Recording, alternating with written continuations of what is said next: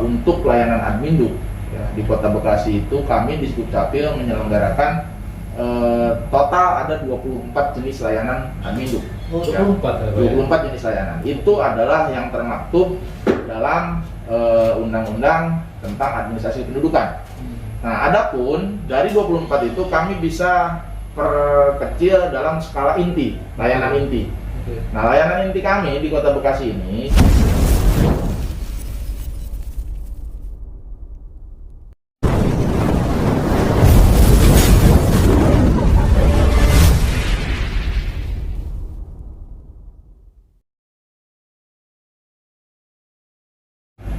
ya, selamat siang sahabat jaringan telusur. Nah, saat ini saya ada di kantor Disdukcapil Kota Bekasi. Nah, istimewa bahwa kita saat ini bersama dengan Bapak Kepala Dinas Disdukcapil Kota Bekasi dengan Bapak Taufik ya. Selamat siang, Pak. Gimana kabar? ya, Pak ya? alhamdulillah Bang Engkong. Iya. Salam sehat untuk semuanya, rekan-rekan jaringan telusur. Iya, salam sehat ya, sahabat jaringan telusur. Terima kasih buat waktunya Pak Kadis, Pak Taufik. Nah, Pak Taufik, saya datang ke sini sebenarnya ya ingin ngobrol-ngobrol ya, karena tentu di luar sana banyak juga ya yang ingin tahu terkait dengan pelayanan yang ada di Disdukcapil, khususnya yang ada di Kota Bekasi. Nah, secara singkat boleh Pak mungkin dijelaskan supaya publik atau masyarakat dalam jangkauan kita ini ya bisa memahami gitu loh. Sebenarnya sini ada layanan apa aja sih Pak? Gitu. Ya. Silakan Pak.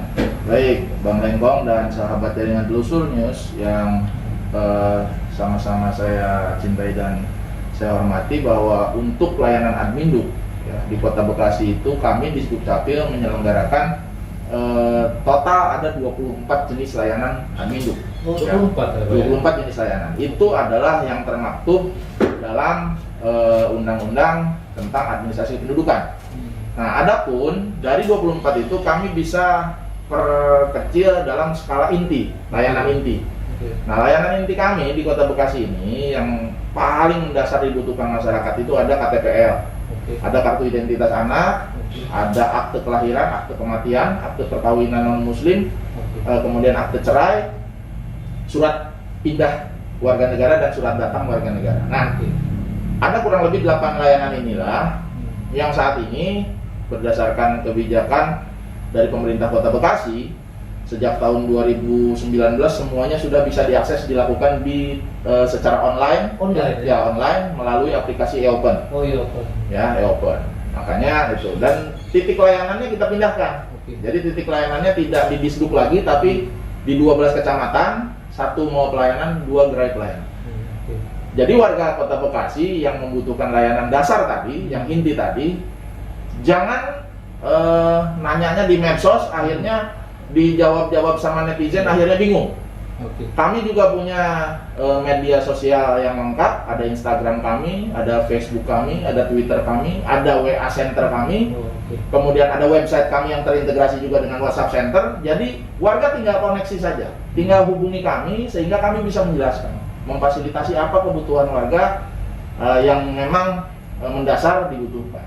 Sehingga terlepas dari tadi janji-janji pihak mungkin yang menjanjikan layanan di luar, aplikasi kami miliki. Seperti itu Bang Engkong. Itu ya, berarti ya. Yang untuk yang layanan dasar ya, pemerintahan Kota Bekasi, dalam hal ini representasi Dinas Dukcapil Kota Bekasi itu adalah ada 8 ya Pak ya? Ya, 8 yang paling inti. Yang paling inti ya Pak, dari 24 ini layanan ya. Nah, kalau untuk di kantor layanan Dukcapil sendiri apa saja Pak? Layanannya Pak? Layanan yang ada di Disdukcapil itu tinggal sisanya dari yang 8 tadi. Pertama, misalnya orang yang membutuhkan kutipan kedua akte kelahiran, akte kematian, dan akte perkawinan atau perceraian. Kutipan kedua itu ketika seseorang hilang dokumen aslinya. Tentunya ini bagi produk dokumen yang diterbitkan sebelum 2019. Ya, karena yang 2019 ke sini kan sudah barcode, sudah. Jadi orang bisa download kapan saja. Nah, tapi kalau yang sebelum itu hilang Nah, kutipan keduanya memang harus diterbitkan di dinas karena kami melakukan verifikasi dari database yang ada di dinas. Kemudian selain itu misalnya untuk pengesahan anak, ya. Kemudian untuk proses pengangkatan anak. Kemudian untuk proses seperti halnya apa yang menikah, tapi salah satu pasangannya telah meninggal dunia. Ya, perubahan data dan kemudian juga termasuk untuk validasi. Nah, saat ini dengan aplikasi Siap Terpusat, kami kebetulan ini saat ini kami harus sampaikan bahwa mekanisme layanan Adminduk melalui Kemendagri ini Dirjen Dukcapil sudah dirubah dari tadinya siap terintegrasi di masing-masing daerah, sekarang menjadi Siap Terpusat yang nantinya siap distribusi menjadi Siap Terpusat. Nah, setelah Siap Terpusat ini kami tinggal satu step lagi menuju ke digital ID.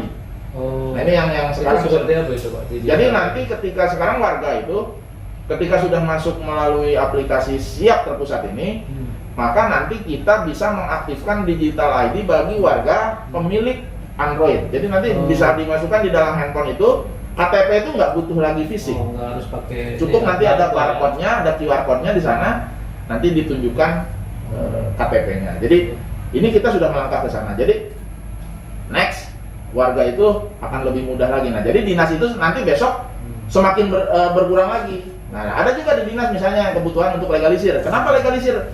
Kita masih melayani legalisir bagi yang pelayanan Adminduknya masih berbasis tanda tangan basah. Nah, itu. Jadi itu. Tapi KTP, KK itu udah nggak butuh lagi.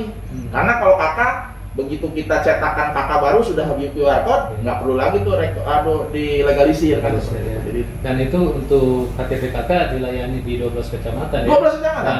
Dan MPP ya bang salah. MPP itu untuk yang hilang rusak. Jadi gini.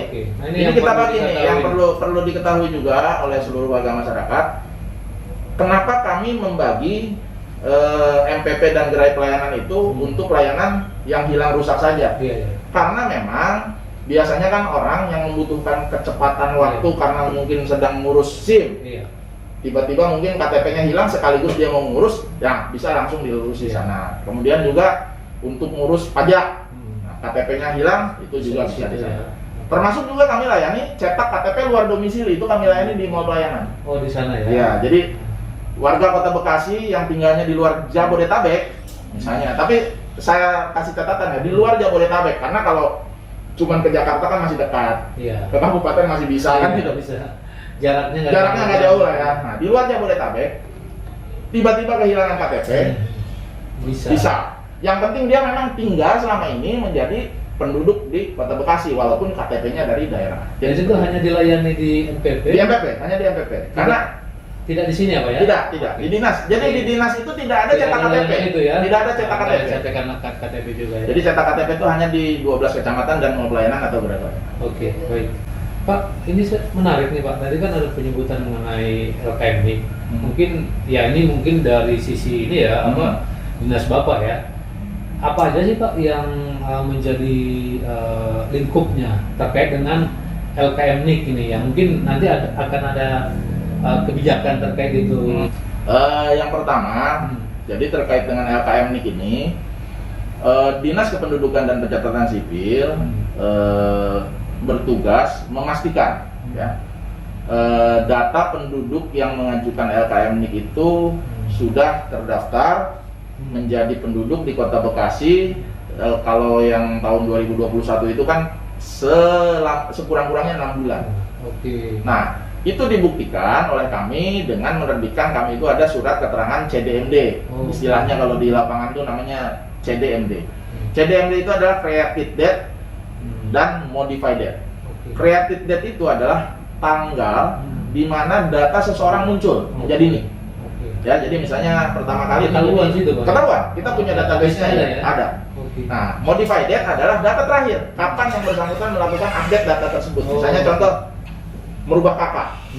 Tadinya kakaknya bergabung dengan orang tua, kemudian modified date-nya itu adalah merubah kakak menjadi kakak sendiri. Itu bagian dari modified date. Tapi kalau created date ketika tanggal di mana NIK itu terbit. Itu yang kami lakukan. Jadi untuk memastikan 6 bulannya. Nah, ke depan ketika sekarang juga sambil kita berjalan, kita juga sudah memberlakukan BPJS melalui mekanisme penerima bantuan iuran atau TBI, ya. Kami juga melakukan sanding. Data-data yang diajukan oleh Dinsos untuk menjadi penerima PBI itu kami cek di database kami. Sudah terverifikasi atau belum datanya. Nah, ketika sudah terverifikasi maka bisa dilanjutkan oleh Dinkes dibayarkan menjadi BPJS PBI. Jadi seperti itu. Oke. Jadi perlu diketahui LKM-NIK itu adalah layanan di Kota Bekasi, kepanjangannya adalah layanan kesehatan masyarakat ya Pak ya, yang berbasis NIK gitu, nomor induk kependudukan. Oke Pak, satu lagi Pak terkait dengan kesiapan untuk, kan ini kan akan ada BPDB online ya Pak ya. Peran daripada Disdukcapil sendiri itu seperti apa dan kesiapannya seperti apa Pak? Ya, baik. Nah, ini yang menarik. Iya. Dari tahun ke tahun, PPDB online ini menjadi sebuah fenomena perpindahan penduduk. Nah, kami selama ini menegaskan bahwa proses perpindahan penduduk, ya, itu tidak bisa kami halangi. Karena ini sudah merupakan hak dasar manusia. Mau tinggal di mana aja dipersilakan. Mau usaha, mau tinggal dan lain sebagainya. Sepanjang dokumen kependudukannya diproses. Misalnya contoh, orang mau pindah ke Kota Bekasi boleh aja, dari manapun pindah, tapi yang penting membawa surat keterangan pindah dari daerah asal. Ya, kemudian melaporkan ke Kota Bekasi untuk diterbitkan surat keterangan datangnya, kita proses menjadi warga Kota Bekasi.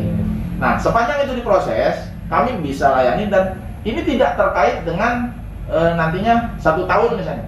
Nah, banyak nih yang minta, bisa nggak dimundurin Pak? Itu nggak bisa kita layani karena sekarang integrasi data kependudukan sudah nasional. Orang pindah real time, hari ini pindah, hari ini di karena memang sudah modern ya Pak. Betul. Jadi secara online sekarang yang penting pastikan nih untuk orang tua nih terhadap PPDB, pastikan data anak yang masuk di Dapodik itu adalah data yang sesuai dengan data kartu keluarga anak tersebut. Ya, kenapa saya bilang kartu keluarga anak tersebut? Karena tanda kutip juga ada anak yang dititipkan dulu nih sama orang tuanya. Jangan nanti di Dapodiknya masih ikut sama kakak orang tuanya, padahal sebetulnya setahun yang lalu sudah dititipkan dulu sama tantenya nih yang dekat sekolah misalnya. Akhirnya nanti di Dapodiknya bermasalah. Nah, jadi harus terkonfirmasi itu dengan guru-gurunya di sekolah. Berarti memang harus di ini ya, di up to date ya. Harus up to date. Harus di ya diperbarui lah. Betul, ya. itu Bang Enggo. Iya Pak Kadis, kan saya tadi lihat di bawah nih, kan di situ ada ya sepertinya layak anak dan juga disabilitas. Itu sedikit dong Pak. Baik, jadi Bang Lengkong, sesuai dengan amanat Peraturan Menteri Pendayagunaan Aparatur Negara tentang pelayanan publik, standarisasi pelayanan publik itu kami memang harus betul-betul mengedepankan kualifikasi dari ramah anak, kemudian ramah terhadap disabilitas, ya, termasuk juga terhadap manula dan lain sebagainya. Makanya sejak 2021 kami coba merubah kantor kami ini dengan standar-standar seperti demikian. Misalnya dimulai dari depan, parkir kita sudah siapkan parkir disabilitas. Kemudian kita siapkan railing untuk disabilitas. Kereta dorong kita siapkan untuk disabilitas. Tongkat kita siapkan untuk disabilitas.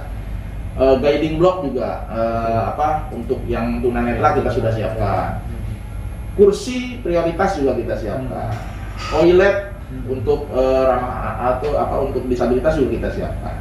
Kemudian untuk anak kita juga siapkan di bawah ada 2 arena bermain, arena outdoor dan indoor ya. Jadi kalau Bang Lengkong masuk di sebelah kanan bawah itu adalah yang indoor. Tapi di sebelah luarnya juga ada yang outdoor. Ya, jadi buat anak-anak yang agak-agak memiliki vibe-nya beda, mungkin pengen lari-lari ya silakan di luar. Tapi kalau yang main-mainnya cuman ini aja mungkin di dalam. Kemudian juga untuk ibu-ibu menyusui kita siapkan ada laktasi. Jadi standarisasi kita sudah kita sesuaikan semaksimal mungkin sesuai dengan ketentuan yang berlaku terhadap disabilitas dan anak tersebut. Berarti memang sudah dibangun dengan standarisasi ya, Ya. yang telah ditentukan oleh Menpan RB. Ya? Betul. Termasuk kalau orang mau minum di bawah, Oh, ada juga, kalau ya? sampai jam 12 itu biasanya masih ada kopi sama teh. Tapi Oke. kalau udah lewat jam 12 kadang-kadang Iya. ya kita juga setiap hari kita kasih kuota lah, kita Iya, siapkan ada kuotanya ya. gratis lah, ada kue, cemilan, kue roti gitu atau kopi dan teh kita siap. Tentunya itu adalah merupakan motivasi kami untuk berubah. Jadi ketika saya pertama kali dipercaya menjadi Kepala Dinas Kependudukan di tahun 2019, yang saya lakukan itu adalah menata pelayanan. Oke. Tadinya di luar itu orang berjubel, ya, orang hampir setiap hari itu mungkin di atas 300 orang, bahkan bisa sampai 500 orang berjubel hanya untuk mendapatkan layanan. Makanya sejak 2019 saya buat kebijakan tidak ada lagi yang namanya cetak KTP di dinas, tidak ada lagi yang namanya cetak KK di dinas, semua pindah di kecamatan. Kecamatan ya. Akte kelahiran pun demikian. Jadi alhamdulillah dari situ berproses. Ya tadi dari tadinya nilai pelayanan publik kami C, ya, terus setahun kemudian kita bisa mendapatkan B-min, ya mudah-mudahan tahun ini bisa B, nanti tahun depan kita bisa meraih A. Jadi inilah tahapan yang kita coba bentuk, karena mindset masyarakat yang datang ke Dukcapil itu adalah masyarakat dari semua lapisan, Kalangan ya. ya, kalangan. Jadi ada orang yang memang mungkin pemahaman terhadap IT-nya lambat, ada orang yang datang dengan emosi yang sudah tinggi. Nah, ini yang kami harus hadapi setiap saat di Dukcapil. Tapi mudah-mudahan ke depan ya perubahan ini adalah motivasi terus, bahwa kami harus terus memperbaiki.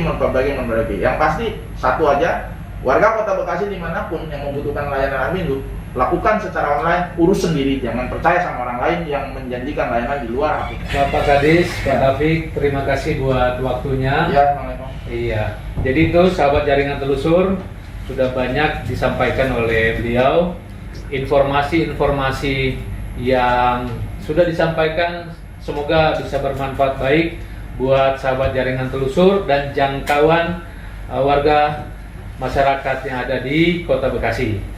Sekian dulu, salam sehat, jangan lupa subscribe dan like, share, semangat! Ya.